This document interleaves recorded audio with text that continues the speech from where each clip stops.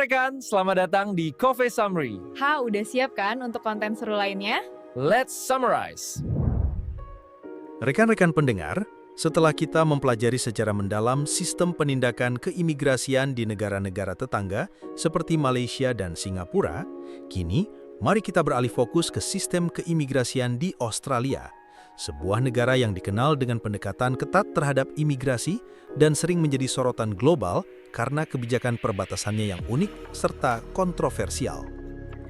Dasar hukum dan filosofi. Dasar hukum utama penegakan hukum keimigrasian di Australia adalah Undang-Undang Migrasi 1958, Migration Act 1958. Undang-undang ini bersama dengan peraturan-peraturan terkait menjadi fondasi bagi seluruh kebijakan imigrasi di Australia.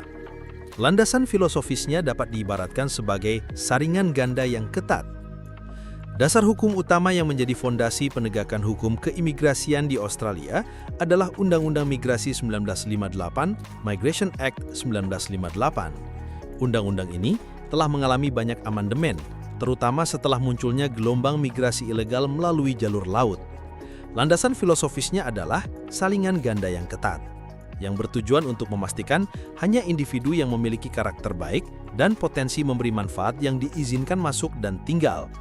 Hal ini berbeda dengan Indonesia yang menganut kebijakan selektif yang berfokus pada keseimbangan kemakmuran atau prosperity. Dan keamanan, Australia memiliki kebijakan ini untuk memastikan bahwa hanya individu yang memiliki karakter baik dan potensi memberi manfaat yang dapat masuk dan tinggal di negara tersebut. Oleh karena itu, Australia lebih mengutamakan sanksi administratif, terutama pembatalan visa, karena dianggap sebagai cara paling efisien dan langsung untuk menegakkan standar ketat ini. Dalam konteks migrasi ilegal, filosofi ini berkembang menjadi strategi pencegahan dan penolakan total, atau Total Deterrence and Denial Policy. Beberapa kebijakan penindakan keimigrasian dari pendekatan ini yang dikenal sebagai Operasi Kedaulatan Perbatasan atau Operation Sovereign Borders, yakni yang pertama, Turn Back the Boats atau memutar balik kapal. Taktik ini melibatkan Angkatan Laut dan pasukan perbatasan Australia untuk mencegat kapal pencari suaka di perairan internasional dan memaksa mereka kembali ke negara asal atau negara transit, seringkali Indonesia. Yang kedua, offshore processing atau pemrosesan lepas pantai. Siapapun yang berhasil mencapai perairan Australia dengan kapal tidak akan diizinkan tinggal. Mereka akan dikirim ke negara ketiga seperti Nauru untuk diproses klaim suakanya di sana. Kebijakan ini bertujuan menghilangkan Australia sebagai hadiah atau tujuan akhir. Yang ketiga, mandatory detention atau detensi wajib. Setiap non-warga negara yang berada di Australia tanpa visa sah wajib ditahan. Tidak ada batas waktu maksimal untuk penahanan ini, bahkan bisa berlangsung bertahun-tahun. Yang keempat, zero tolerance atau nol toleransi. Pemerintah Australia secara terbuka mengkampanyekan pesan zero chance atau tidak ada peluang sama sekali bagi siapapun yang mencoba datang dengan kapal. Pengaturan sanksi keimigrasian. Sistem Australia membedakan dengan jelas antara sanksi administratif dan pidana. Ini mirip dengan Indonesia, yang memiliki tindakan administratif keimigrasian atau TAK dan tindak pidana keimigrasian atau penyidikan. Tidak ada sanksi hukuman cambuk seperti di Singapura atau Malaysia. Sanksi administratif diterapkan untuk pelanggaran yang bersifat teknis atau prosedural. Sanksi utamanya adalah penahanan, deportasi, dan yang paling krusial, pembatalan visa. Indikator, pelanggaran visa, riwayat kriminal, atau perilaku yang dianggap beresiko. Misalnya pelanggaran, overstay, melebihi izin tinggal, penyalahgunaan visa izin tinggal, misalnya bekerja dengan visa turis, pencabutan visa karena gagal dalam tes karakter. Sedangkan sanksi pidana diberlakukan untuk tindak kejahatan yang lebih serius, misalnya penyelundupan manusia atau people smuggling, dengan sanksi pidana hingga 10 tahun penjara dan denda yang sangat besar. Penipuan visa, dengan sanksi hingga 10 tahun penjara. Pemalsuan dokumen perjalanan. Alur penegakan hukum.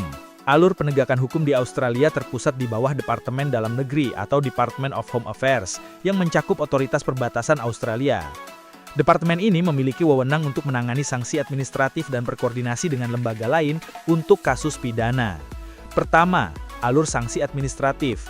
Dimulai dari deteksi pelanggaran, lalu, jika pelanggaran terkonfirmasi, petugas dapat langsung menahan individu tersebut. Selanjutnya, visa dapat dibatalkan melalui keputusan administratif. Dan, individu tersebut kemudian ditahan di fasilitas detensi imigrasi, sampai ia dideportasi dari Australia. Kedua, alur sanksi pidana. Sistemnya mirip dengan di Indonesia. Diawali dari Departemen Dalam Negeri dan Polisi Federal Australia yang melakukan investigasi.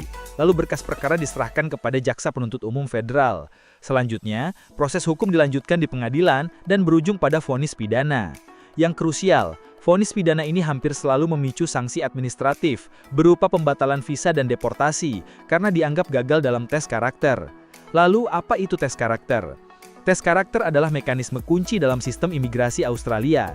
Ini diatur dalam pasal 501 Undang-Undang Migrasi 1958.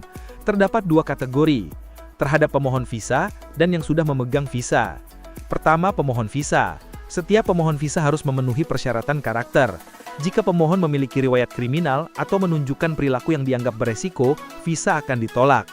Kedua, pada pemegang visa sah. Petugas memiliki wewenang untuk membatalkan visa yang sudah sah jika pemegang visa melakukan pelanggaran yang menyebabkan ia dihukum penjara 12 bulan atau lebih. Hal ini berlaku bahkan untuk kasus yang tidak terkait langsung dengan imigrasi.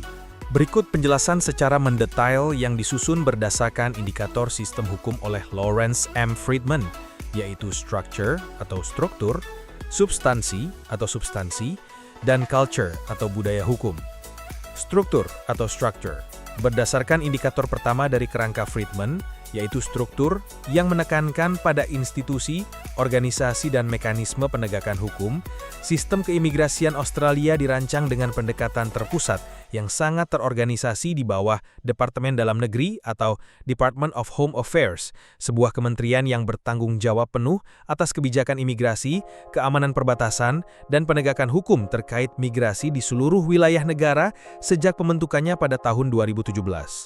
Di bawah naungan departemen ini, Otoritas Perbatasan Australia atau Australian Border Force atau ABF berfungsi sebagai ujung tombak dalam mengawasi dan mengamankan perbatasan darat, laut, dan udara, dilengkapi dengan teknologi canggih seperti sistem pemindaian biometrik berbasis sidik jari dan wajah yang terintegrasi dengan database nasional, drone patroli untuk memantau wilayah laut yang luas, serta kapal angkatan laut yang digunakan dalam operasi di Samudra Hindia dan Laut Arafura untuk mencegah kapal pencari suaka. ADF tidak hanya bertugas mendeteksi pelanggaran seperti kedatangan ilegal, penyalahgunaan visa, atau pemalsuan dokumen, tetapi juga memiliki wewenang eksekutif untuk mengeksekusi sanksi administratif seperti penahanan langsung dan deportasi, serta bekerja sama erat dengan Polisi Federal Australia atau Australian Federal Police untuk menangani kasus pidana yang lebih serius, seperti sindikat penyelundupan manusia atau jaringan kriminal lintas batas. Struktur ini diperkuat oleh jaringan fasilitas detensi yang tersebar, termasuk pusat detensi di daratan seperti Yongah Hill di Australia Barat, Melbourne Immigration Transit Accommodation, dan fasilitas lepas pantai di Nauru serta Manus Island, Papua Nugini, yang didirikan sejak 2001 dan diperluas pada 2013 untuk mendukung kebijakan pemrosesan luar negeri sebagai bagian dari operasi kedaulatan perbatasan.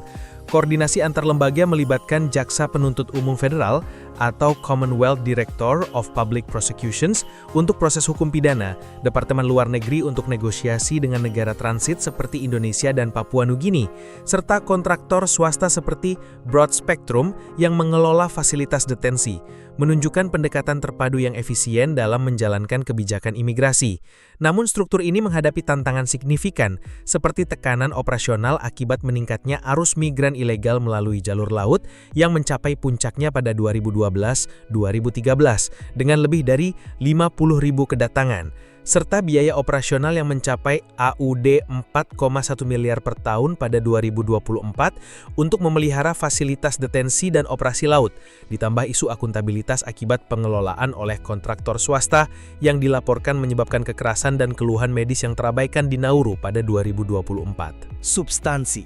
Berpindah ke indikator kedua, yaitu substance, substansi, yang berfokus pada aturan hukum, undang-undang dan sanksi. Dasar hukum utama penegakan hukum keimigrasian di Australia adalah Undang-Undang Migrasi 1958 atau Migration Act 1958, sebuah regulasi yang telah menjadi fondasi sejak pasca Perang Dunia II dan mengalami lebih dari 20 amandemen signifikan, terutama setelah krisis kedatangan ilegal melalui laut pada awal 2000-an dan diperketat lagi pada 2013 dengan peluncuran Operasi Kedaulatan Perbatasan untuk menangani gelombang migran dari Timur Tengah dan Asia Selatan. Undang-undang ini bersama dengan peraturan pendukung seperti Migration Regulation 1994 dan kebijakan terkait tes karakter dalam pasal 501 mengatur seluruh aspek keimigrasian mulai dari penerbitan visa, penanganan pelanggaran, hingga deportasi massal dengan landasan filosofis yang dapat diibaratkan sebagai saringan ganda yang ketat yang bertujuan memastikan hanya individu dengan karakter baik, tanpa riwayat kriminal signifikan, atau perilaku berisiko, dan potensi memberi manfaat ekonomi atau sosial yang diizinkan masuk dan tinggal, berbeda dari Indonesia yang menganut kebijakan selektif untuk menyeimbangkan kemakmuran dan keamanan. Filosofi ini berkembang menjadi strategi pencegahan dan penolakan total atau Total Deterrence and Denial Policy yang diwujudkan melalui 4 pilar utama Operasi Kedaulatan Perbatasan, yaitu Turn Back the Boats yang melibatkan Angkatan Laut dan ABF untuk mencegah lebih dari 33 kapal pencari suaka di perairan internasional pada 2023-2024 dan memaksa mereka kembali ke negara asal atau transit seperti Indonesia, seringkali dengan negosiasi diplomatik yang sensitif. Kedua, Offshore Processing yang mengirim individu yang mencapai perairan Australia ke fasilitas di Nauru atau Manus Island untuk memproses klaim suaka selama 1-3 tahun. Menghilangkan Australia sebagai tujuan akhir sejak 2014 dengan biaya per orang mencapai AUD 400.000 per tahun.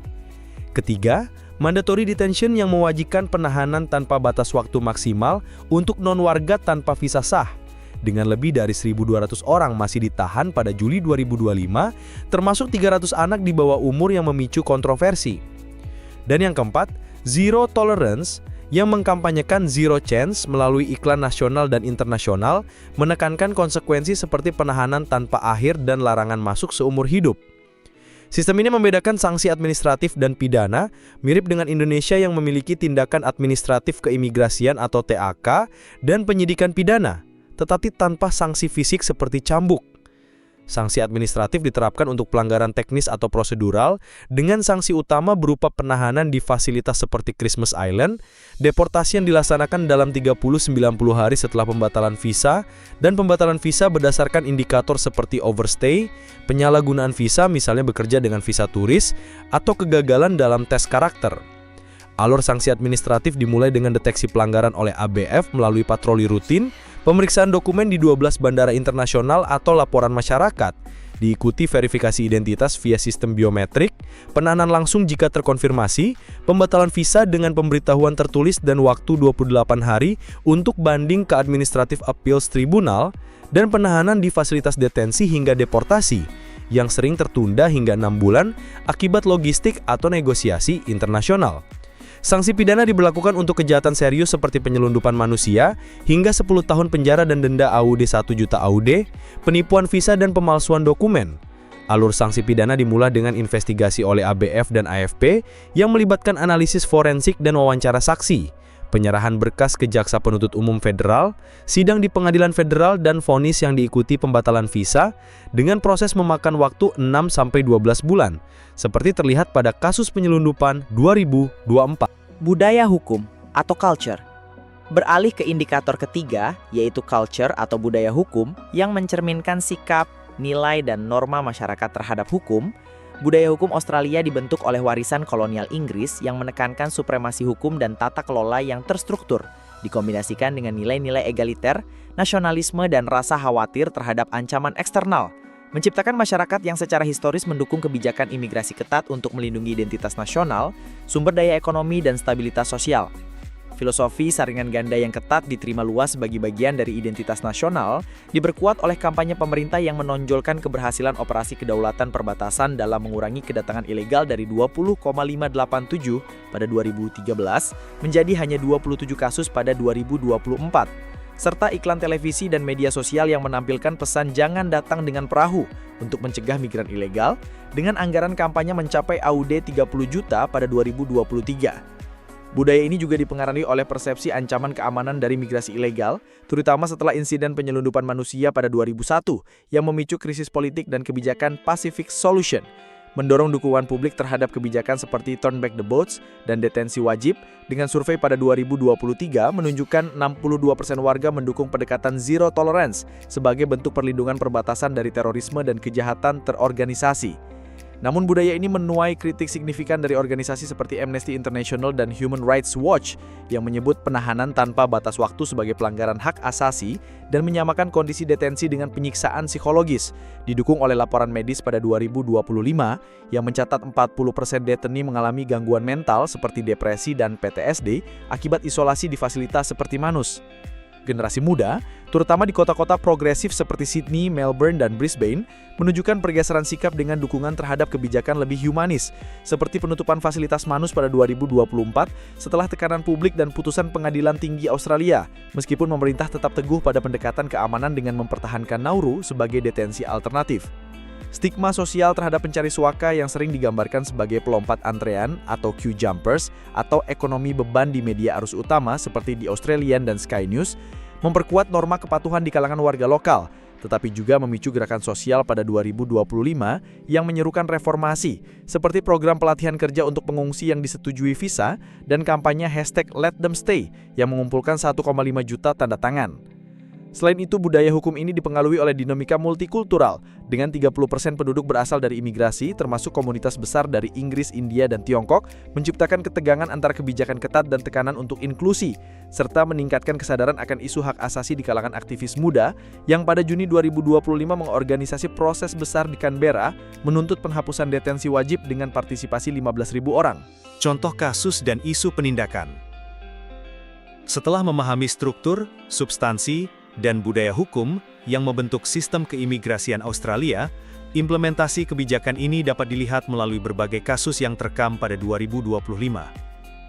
Kasus penyelundupan manusia 2024 menunjukkan kolaborasi erat antara imigrasi Indonesia dan Departemen Dalam Negeri Australia, di mana jaringan penyelundupan dari Jawa menuju Christmas Island berhasil digagalkan melalui operasi gabungan yang melibatkan penyadapan telepon dan penggerebegan berujung pada penahanan 15 pelaku di kedua negara, dengan Australia menjatuhkan hukuman pidana hingga 8 tahun penjara dan denda 500.000 Australian dollar per pelaku, mencerminkan kerjasama lintas batas yang efektif dalam menegakkan kebijakan zero tolerance. Selain itu, kasus penembakan pada 2025 melibatkan seorang warga negara Australia yang diduga melakukan penembakan di Bali, diamankan oleh imigrasi Indonesia dengan bantuan intelijen ABF melalui pertukaran data real-time, menunjukkan bagaimana Australia proaktif menjaga integritas sistemnya meskipun kejahatan terjadi di luar wilayahnya, dengan pelaku kemudian dideportasi setelah divonis 5 tahun penjara oleh Pengadilan Indonesia dan pembatalan visa oleh Australia berdasarkan tes karakter. Isu utama yang muncul mencakup penahanan imigrasi, di mana praktik detensi wajib tanpa batas waktu di fasilitas seperti Yonga Hill dikritik sebagai kondisi mirip penjara, dengan laporan 2024 dari Komisi Hak Asasi Manusia Australia menyebutkan 15 kematian akibat kelalaian medis, 200 kasus kekerasan, dan 50 keluhan kesehatan mental, memicu protes nasional yang melibatkan 10.000 demonstran di Sydney. Isu migran ilegal, di mana upaya membendung kedatangan melalui laut tetap menjadi prioritas dengan hanya 27 kasus pada 2024, tetapi sering mengabaikan hak asasi pencari suaka, seperti kasus 200 anak yang ditahan pada 2023 dan dilaporkan mengalami trauma psikologis yang didokumentasikan oleh UNICEF. Dan kebijakan progresif yang dikritik melanggar hukum internasional seperti Konvensi Pengungsi 1951 karena mengesampingkan kemanusiaan demi keamanan, dengan tekanan publik pada 2025 untuk menutup fasilitas lepas pantai sepenuhnya, didukung oleh petisi yang ditandatangani 1,2 juta warga dan dukungan dari 150 organisasi hak asasi. Berikut adalah beberapa kesimpulan dari penjelasan mengenai sistem hukum penindakan keimigrasian di Australia. Dasar hukum dan filosofi yang ketat, sistem keimigrasian Australia berlandaskan Undang-Undang Migrasi 1958 yang telah diamandemen berulang kali, dengan filosofi saringan ganda yang ketat untuk memastikan hanya individu dengan karakter baik dan potensi manfaat yang diizinkan masuk atau tinggal. Pendekatan ini menekankan sanksi administratif, seperti pembatalan visa dan deportasi, serta strategi pencegahan total atau total deterrence melalui operasi kedaulatan perbatasan. Kebijakan ini bertujuan menghilangkan Australia sebagai tujuan akhir migran ilegal. Struktur penegakan hukum yang terpusat. Sistem keimigrasian dikelola secara terpusat oleh Departemen Dalam Negeri dan Otoritas Perbatasan Australia atau ABF, didukung teknologi canggih seperti biometrik dan drone, serta kerjasama dengan Polisi Federal Australia dan kontraktor swasta. Fasilitas detensi di darat dan lepas pantai seperti Nauru menjadi bagian integral, meskipun menghadapi tantangan biaya tinggi dan isu akuntabilitas. Pembedaan sanksi administratif dan pidana. Sanksi administratif seperti penahanan dan deportasi diterapkan untuk pelanggaran teknis, overstay, penyalahgunaan visa, atau kegagalan tes karakter. Sementara sanksi pidana seperti hukuman penjara hingga 10 tahun diberlakukan untuk kejahatan serius, seperti penyelundupan manusia atau penipuan visa. Tes karakter berdasarkan pasal 501 menjadi alat kunci untuk menyaring atau membatalkan visa. Budaya hukum yang mendukung kebijakan ketat. Budaya hukum Australia, yang dipengaruhi warisan kolonial dan nasionalisme, mendukung kebijakan imigrasi ketat untuk melindungi identitas nasional dan keamanan. Kampanye pemerintah dan media memperkuat stigma terhadap migran ilegal, meskipun ada kritik dari kelompok hak asasi dan pergeseran sikap di kalangan generasi muda untuk kebijakan lebih humanis. Tantangan dan kritik. Sistem ini menghadapi kritik keras terkait pelanggaran hak asasi, terutama pada detensi wajib tanpa batas waktu dan kondisi buruk di fasilitas detensi, yang menyebabkan gangguan mental dan kematian. Tekanan publik pada 2025, termasuk protes dan petisi, menuntut reformasi seperti penutupan fasilitas lepas pantai dan pendekatan lebih humanis terhadap pencari suaka. Kerjasama internasional dan kasus nyata. Australia menunjukkan kerjasama lintas batas yang efektif, seperti dalam kasus penyelundupan manusia 2024 dengan Indonesia, dan kasus penembakan 2025 di Bali. Namun, kebijakan seperti offshore processing dan detensi wajib dianggap melanggar Konvensi Pengungsi 1951, memicu tekanan internasional untuk perubahan. Demikian penjelasan yang diberikan, semoga bermanfaat. Dukung terus channel ini dengan menekan tombol like dan subscribe. Terima kasih. Halo rekan, nggak terasa ya udah mau selesai. Oh iya, tonton terus ya kelanjutan konten seru lainnya di channel kita. Ah.